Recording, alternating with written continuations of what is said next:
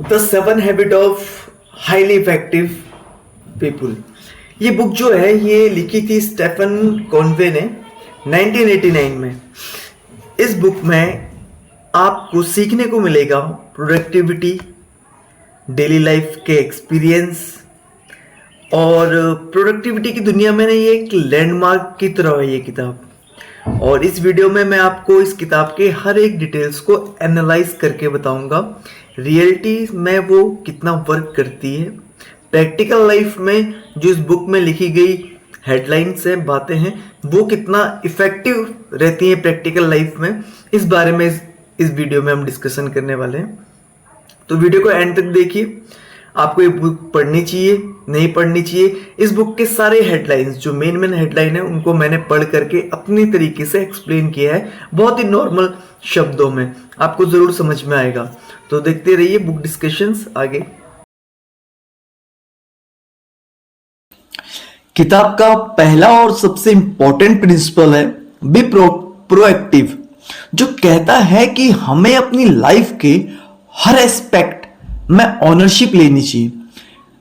Convey ये बताते हैं, जो ऑथर हैं वो ये बताते हैं कि प्रोएक्टिव लोग अपने एक्शंस और रिएक्शंस को कंट्रोल करते हैं, एक्सटर्नल फैक्टर के प्रेशर में नहीं आते, अपने इमोशंस और सिचुएशंस को समझकर लॉजिकल डिसीजन लेना उनका मूल मंत्र है। अब देखते हैं कि ये प्रिंसिपल थ्योरेटिकली कितना सही है और कितना गलत है। रियल लाइफ में ऐसा होता है या नहीं होता है? हर कोई हर वक्त प्रोएक्टिव नहीं रह सकता यार। कभी कभी सिचुएशन ऐसी होती है जो हमारे कंट्रोल से बाहर होती है, जैसे पर्सनल और प्रोफेशनल स्ट्रेस हो सकता है। लेकिन हाँ, जितना हम अपने एक्शंस को अपने कंट्रोल में रखेंगे ना, उतना ही हम अपने गोल्स के पास जा सकते हैं। So it's a valuable approach but not a full proof. जो दूसरा पॉइंट है वो है हैबिट 2, जो है वो है begin with the end in mind. Second habit है begin with the end in mind, जो कहता है कि हमें हमेशा अपने एंड गोल का विजन क्लियर रखना चाहिए कि हमें एंड में करना क्या है। जो ऑथर हैं वो ये कहते हैं कि हम जब भी अपने आखिरी मंजिल को अपने दिमाग में रखकर कोई काम करते हैं तो हमारे एक्शंस फोकस्ड होते हैं और वो एक दूसरे से अलाइन होते हैं, जिससे कि हम अपने टारगेट को, गोल को जल्दी अचीव कर सकते हैं। रियलिटी में हम देखते हैं कि ये हैबिट जो है रियलिटी में काफी इंपैक्टफुल हो सकती है, लेकिन हर बार हमारा एंड गोल बिल्कुल क्लियर नहीं होता।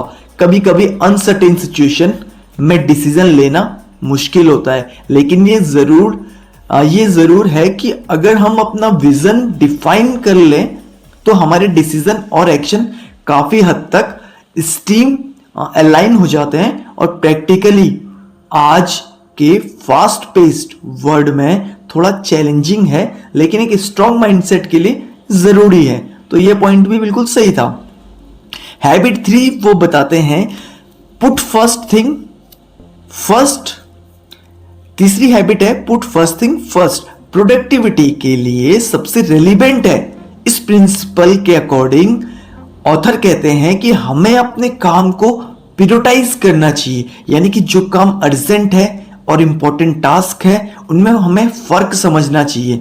ऑथर कहते हैं कि टाइम मैनेजमेंट मैट्रिक्स इस हैबिट का एक कोर है, यानी कि कहने का मतलब है जो चीज जरूरी है या फिर जो चीज इंपॉर्टेंट है उसको पहले प्रायोरिटी दें, पहले उस काम को एंड करें, बाकी काम हम बाद में कर सकते हैं।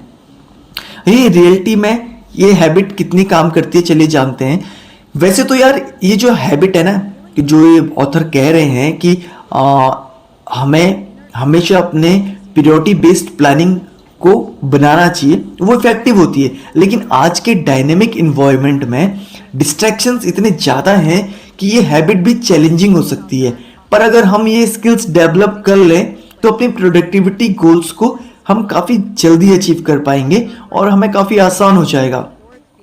अब जो चौथी हैबिट है वो है थिंक विन एंड विन, यानी कि फोर्थ जो हैबिट है वो कहती है इंटरपर्सनल रिलेशनशिप में काफ़ी क्रूशियल रोल प्ले करती है।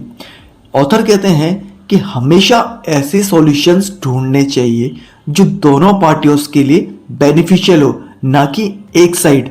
इसको रियलिटी में देखते हैं, ये प्रिंसिपल जो है वो प्रोफेशनल लाइफ में काफ़ी यूजफुल है, स्पेशली नेगोशिएशन और कोलैबोरेशन के दौरान। लेकिन हर सिचुएशन में विन विन नहीं हो सकता है यार, कभी कभी कॉम्प्रोमाइज भी करना पड़ता है, क्योंकि रियलिस्टिक लाइफ में it's a good principle to aim for, but one should also be prepared for give and take scenarios. आप समझ रहे हो, ये जो प्रिंसिपल है ना, ये जो प्रिंसिपल है थिंक विन विन, सही है। यानी कि हमें हमेशा सॉल्यूशंस पे फोकस करना चाहिए, सिंपल से ये है। अब जो पांचवी हैबिट है वो है seek first to understand then to be understood. इस हैबिट में ऑथर जो है वो कहते हैं कि कम्युनिकेशंस की इंपॉर्टेंस को समझाते हैं। उनका कहना है कि पहले दूसरों को समझाने की कोशिश करो, फिर अपना पॉइंट समझाओ। ये एम्पैथेटिक लिसनिंग का कॉन्सेप्ट है कि पहले दूसरे के माइंड सेट को समझने की कोशिश करनी है, उसके बाद आपको लगता है कि वो बंदा आपके पॉइंट को समझने लायक है तो ही उससे अपना पॉइंट डिस्कस करें, अदरवाइज अपना पॉइंट डिस्कस ना करें। ये प्रिंसिपल रिलेशनशिप और लीडरशिप में काफी प्रैक्टिकल है, लेकिन रियल लाइफ में हर कोई इतना पेशेंस के साथ सुन नहीं पाता।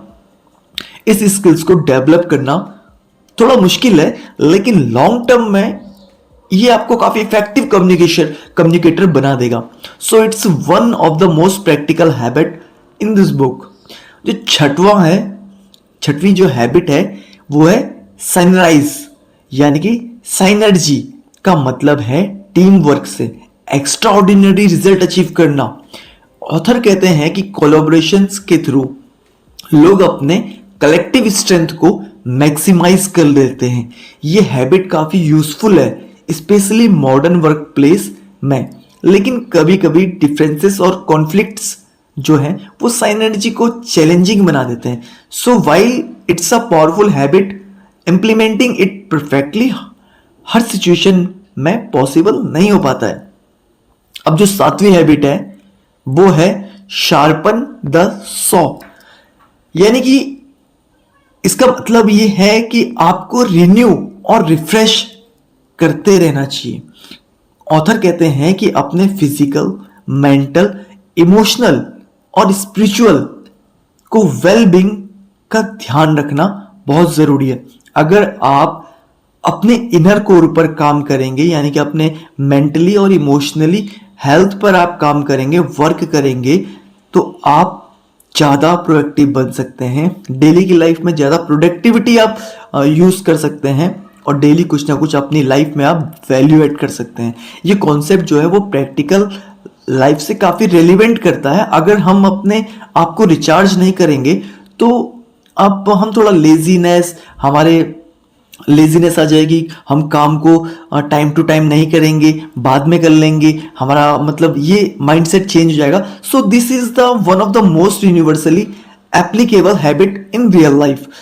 तो ये थी the 7 habit of highly effective people. जो हर हैबिट अपने आप में एक वैल्यूएबल है, लेकिन इन्हें कंसिस्टेंसी अपनी लाइफ में इंप्लीमेंट करना थोड़ा चैलेंजिंग हो सकता है। लेकिन अगर हम इन हैबिट्स को ग्रेजुअली अडॉप्ट करते हैं तो हम अपने पर्सनल और प्रोफेशनल लाइफ में काफ़ी इंप्रूवमेंट देखने को हमें मिल सकता है। ये तो थी अभी तक की बुक की बात, लेकिन अगर मैंने जब इस बुक को पढ़ा तो मुझे काफ़ी सारी पॉइंट्स ऐसे लगे कि मैं पहले से ही उनको फॉलो करता हूँ। जैसे कि इसमें एक पॉइंट है रियलिटी चेक का, जो प्रिंसिपल है वो लगा कि मुझे, हाँ मैं करता हूँ, अपने आप को चेक करता हूँ कि यार कौन सी हैबिट्स मेरी सही है, कौन सी गलत है, एनालाइजेशन करता हूँ अपने पास्ट को लेकर के। और एक हैबिट इसमें है जो कि मैं पहले से ही यूज़ करता था, पुट थिंग फर्स्ट, यानी कि वही कि आपका जो इम्पोर्टेंट और रेलिवेंट है टास्क है उसको पहले करना और बाकी जो चीज़ें अभी प्रेजेंट टाइम में इंपॉर्टेंट नहीं है उसको थोड़ा डिले कर देना। तो कहने का मतलब यही है कि बुक में काफ़ी सारी बातें जो हैं वो ऑथर ने सही बताई हैं। एक ऑथर का जो होता है ना वो एक 2 दिन का एक्सपीरियंस नहीं है, उसका अपना एक्सपीरियंस प्लस उसका एनालाइजेशन प्लस उसकी रिसर्च प्लस उसका एक नज़रिया उसको अलग बनाता है, उस किताब को थोड़ा वैल्यूएबल बनाता है, उसके लेख को। तो हम उस किताब को पढ़ के उस ऑथर के 30 साल की या 5 साल की मेहनत को हम अपनी लाइफ में मात्र 10 मिनट में हम उसे पढ़ रहे हैं और उसके बाद हम अपनी लाइफ में इंप्लीमेंट करते हैं। तो हमें हद से हद 1 वीक 2 वीक लग सकता है या फिर 21 डेज। आपको पता ही है 21 डेज में कोई भी हैबिट हम बना भी सकते हैं और छोड़ भी सकते हैं। तो वैसे तो अगर आप सीरियस हैं, फोकस्ड है और मतलब आपको आपके गोल क्लियर है, विजन आपका क्लियर है माइंड में, तो आप ऑटोमेटिक हैबिट इनबिल्ट अपने आप माइंड में होती रहती है। ज़रूरी जो भी ज़रूरी ऑटोमेटिक एक्शंस अपने आप हम लेने लगते हैं अगर हम अपने वर्क को लेकर के, अपने एम को लेकर के सीरियस हैं और हम कंटिन्यूस पे वर्क करते हैं। तो दोस्तों इसी के साथ बुक डिस्कशन का ये चैप्टर क्लोज करते हैं। अगर आपको बुक अच्छी लगी हो और कुछ सीखने को मिला हो तो चैनल को ज़रूर सब्सक्राइब कीजिएगा। देखते रहिए बुक डिस्कशंस। Bye bye.